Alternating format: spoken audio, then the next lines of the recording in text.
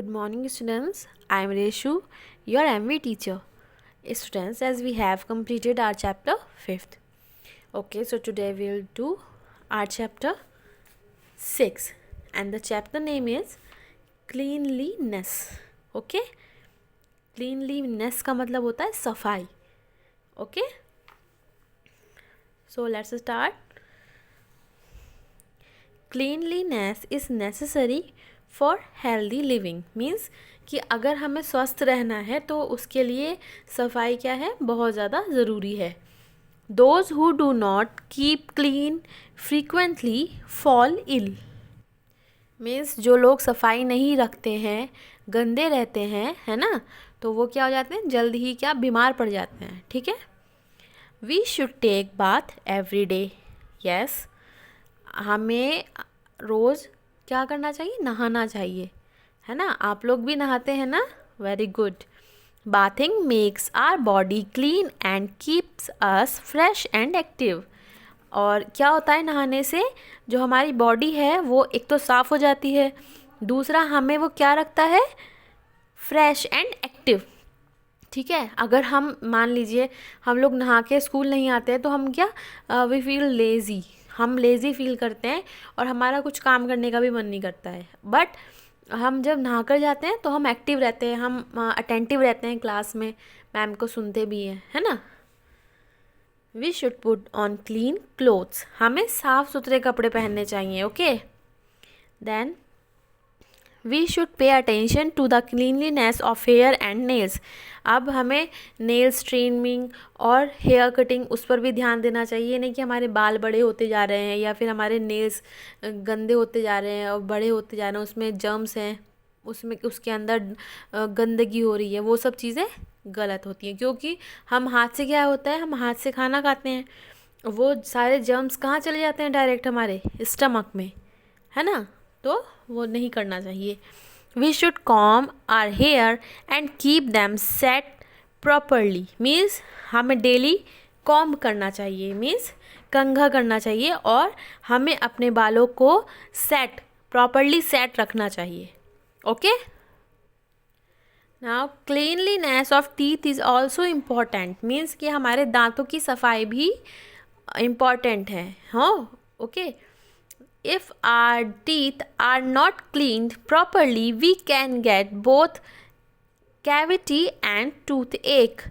Means कि अगर हम अपने दांतों को सही तरीके से साफ़ नहीं करेंगे तो हमारे दांतों में कैविटी मीन्स कि जर्म्स लग जाएंगे और हमें टूथ एक मीन्स कि हमें दांतों में दर्द होगा. Okay. We should brush our teeth twice in a day. और हमें दिन में 2 बार ब्रश करना चाहिए. Once in the morning and once before going to bed. Once in the morning means कि एक बार सुबह में और एक बार सोने से पहले, जब हम सोने के लिए जाते हैं उससे पहले. Okay. Neem is very good for our teeth and its string can be use as a toothbrush. So neem क्या है, हमारे दांतों के लिए बहुत ज़्यादा अच्छी चीज़ है. और इट्स ट्विग. ट्विग क्या होती है, उसकी जो दातून बोलते हैं ना, एक डंडी टाइप होती है पतली सी, है ना, टहनी, तो उसको वो हम यूज़ कर सकते हैं एज अ टूथब्रश. जैसे बहुत पुराने लोग हैं वो आज भी उसी से दातून करते हैं. ठीक है. We should be careful about the cleanliness of our house, classroom, school and the areas around. हमें जो हमारे चारों तरफ हमारी सराउंडिंग्स हैं और हमारा क्लासरूम है, हमारा रूम है, बेडरूम है, हमारा घर है, उसकी भी साफ़ सफाई के ऊपर ध्यान देना चाहिए. ठीक है. Okay. Then waste papers, peels of bananas and other fruits and other useless things should not be thrown away here and there. Means waste papers, जो ख़राब पेपर्स होते हैं, पील्स मतलब छिलके, of bananas and other fruits, banana के या किसी और भी फ्रूट के, and the other useless things, और जो भी कुछ बेकार चीज़ें होती हैं तो उन्हें क्या है, हमें हमेशा डस्टबिन में डालना चाहिए. ओके. और कहाँ नहीं छोड़ना चाहिए, कहाँ नहीं फेंकना चाहिए, इधर उधर. Should not be thrown away here and there. Okay. We should put them in the dustbin only, हमें उनको केवल डस्टबिन में ही फेंकना चाहिए. Okay. We should not eat uncovered food in the market, हमें अनकवर्ड फूड मीन्स कि जो ढका हुआ नहीं होता है उस खाने को बाज़ार में नहीं खाना चाहिए. Okay. Flies sit on them and spread diseases if the food items are not covered properly. अगर फूड आइटम क्या है आपका कवर नहीं है और उस पर फ्लाइज आती हैं, बैठती हैं और वो क्या करती हैं, वो फिर डिसीज़ स्प्रेड करती हैं, मतलब बीमारियां फैलाती हैं, क्योंकि वही फ्लाइज कहीं पर भी जाकर बैठती हैं और वही खाने की चीज़ पर आकर बैठ रही हैं, है ना. We should drink clean water.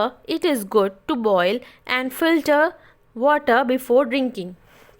हमें एकदम फ्रेश वाटर ही पीना चाहिए और अच्छा होगा कि अगर हम वाटर बॉईल कर लें या फिर उसको फ़िल्टर करके पिएं. ठीक है.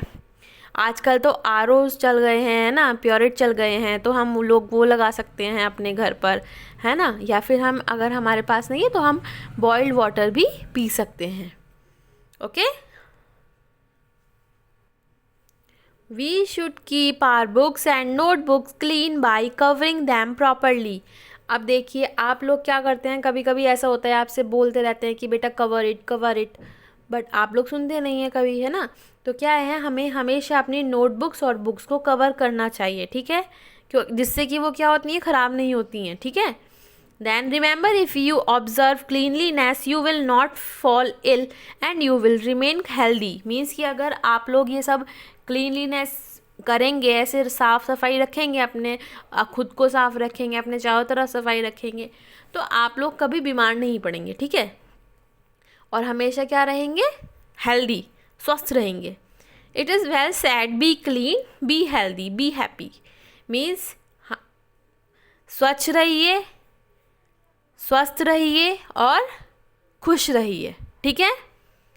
Remember, cleanliness is next to godliness, मतलब कि अगर आप साफ़ सफाई रखते हैं अपने पास तो आप क्या है, आप भगवान के भी करीब होते हैं. मीन्स कि भगवान को भी साफ़ सुथरा बंदा अच्छा लगता है, जो साफ़ सुथरे लोग होते हैं ना, क्योंकि हम नहा धोकर ही मंदिर जा सकते हैं, बिना नहा कर तो हम मंदिर नहीं जा सकते हैं, है ना. तो भगवान को भी वही पसंद आते हैं.